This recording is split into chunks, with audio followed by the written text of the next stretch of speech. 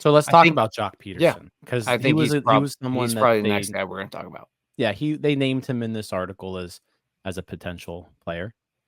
So for Joc Pederson, they estimate him at 2 years, $24 million. So it's slightly cheaper, one less year. Big difference between the two. Joc Pederson's left-handed, and Joc Pederson cannot play defense. So if you're signing Joc Pederson, he is a DH and a DH only, and you kind of have one of those that you're thinking about bringing back. But before we do go any further, BetOnline is the world's most trusted betting platform and your number one source for online betting. From the earliest odds to in-game live betting, on BetOnline provides you with all the action and the ability to watch games as they happen. With the largest selection of odds on everything from football, NBA and college football, NHL to UFC and MMA. Head to BetOnline today to get on the action with America's most trusted site for online wagering. BetOnline, the game starts here. I think you can put him in right field and he'll be okay. And I think there's a spot to put him at first base. And a lot of this is dependent on Brian Reynolds' situation. That's something they have to figure out pretty much as soon as possible. And I think they're going to tell us pretty early without telling us what they're going to do with him. But if they sign some guys that could play first base, like a Joc Pederson, which, again, I don't know if that's going to happen. I don't think it will, but I think if signing him, that maybe signs to me that Brian Reynolds is going to stay in left field.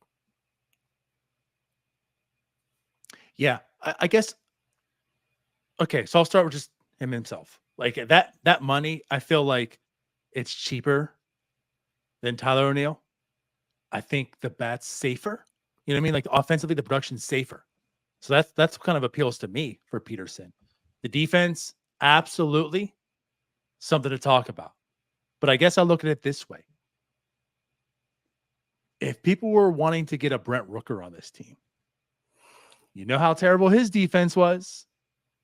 You know, like Joc Pederson presents Brent Rooker light for left-handed Timu Brent Rooker. There it is. Split the pants. I mean, but for real, his pants last for 5 months. Joc Pederson has put up. I mean, last year was a monster season for Joc Pederson. And his splits, I mean, righties and lefties, he crushed last year too. Like it wasn't. I mean, he crushed righties and he crushed lefties. Wasn't where he did his damage against one or the other. He was just absolutely a monster. And like for his career, he's been good offensively.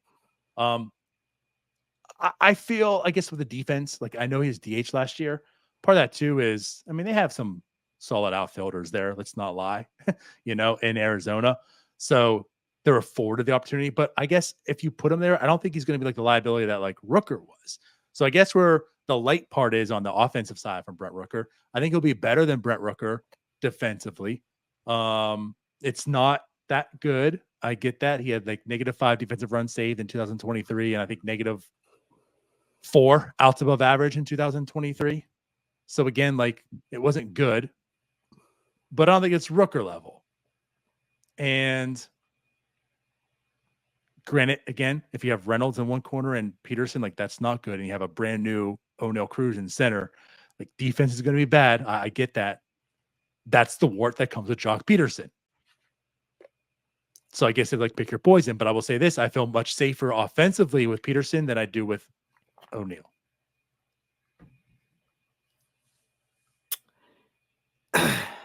So last week when we were on with Alex and Donardo decided to take a vacation, I remember distinctively saying, just give me 9 guys who can hit a baseball. That's where I'm at right now. Give me dudes that can hit a baseball because this team does not employ them right now. Joc Pederson can hit a baseball. I'll take him. Don't care. We'll figure it out. I mean, someone in the comments here brought up like a Joc Pederson, Billy Cook platoon in right field.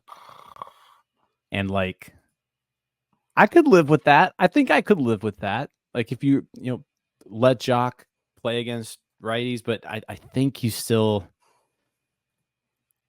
That's where I don't know Coleman what Joe you comes can in. expect. I don't know what you can expect out of Joc Pederson if you're like making him a full-time outfielder, because like he hasn't done that in years.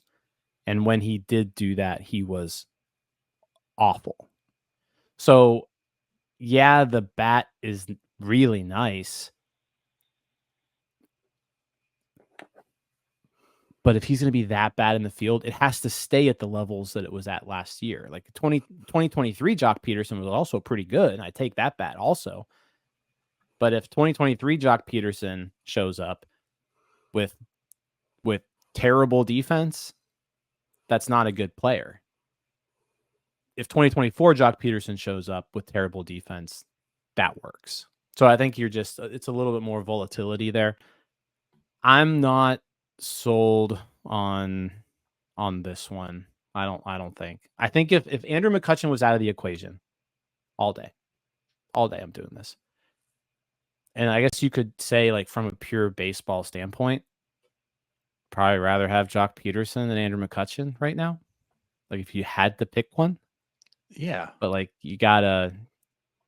I'm still not moving on from Kutch. Like, that, plain and simple. Like, if Kutch wants to be here, he's here. Also, Kutch is a lot cheaper. And it's a lot cheaper. Yeah. Oh, there's a reason. You know for what? that, Yeah. Let me go back and correct myself here. I do apologize. I mean, what I did say was correct. However, it was just 42 plate appearances against lefties.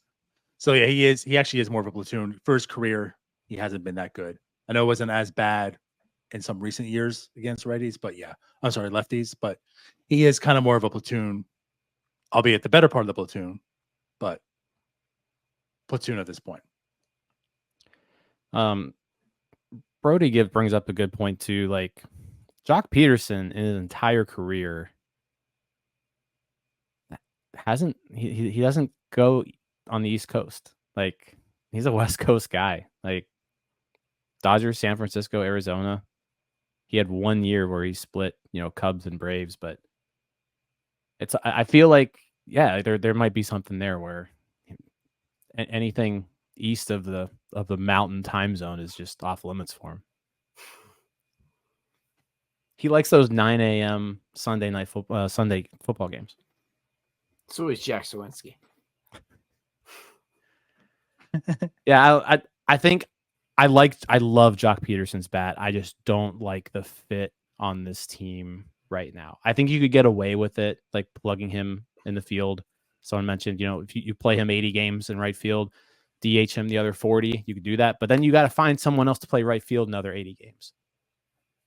Yeah, that's why I mentioned if Brian Reynolds is not going to move the first base, then maybe Joc Pederson being a fill-in there every now and then might fit better.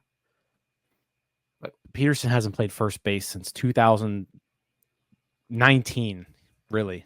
Yeah. And when he did that, and Brian Reynolds has never played it. And when Pederson did that in 2019, he was terrible. Yeah, well, they're all terrible at first base. 149 innings. He had -6 defensive runs saved.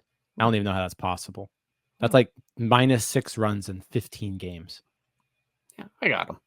I'll go coach him. Just hit a baseball, man. I'm sorry. That's all I'm getting back to. Just hit a baseball. I just want to see this team hit baseballs. I would love the bat. I just don't see where he fits on this team. No, I do. All right, that wraps up this episode of North Shore 9. Thanks so much for tuning in, whether you're listening on the podcast or catching us on YouTube. If you enjoyed the show, please give this video a thumbs up, and don't forget to hit that subscribe button if you haven't already. It really helps us grow. And if you're listening on the podcast, a quick review goes a long way in helping others find the show. Plus, be sure to tell a friend about us. There's always room for more here in the NS9 community. And for those looking to support us a little more, consider joining our Patreon, become an MVP member, and get exclusive perks while helping us continue to bring you more of the Pirates content you love. Thanks again for all your support, and let's go Bucks.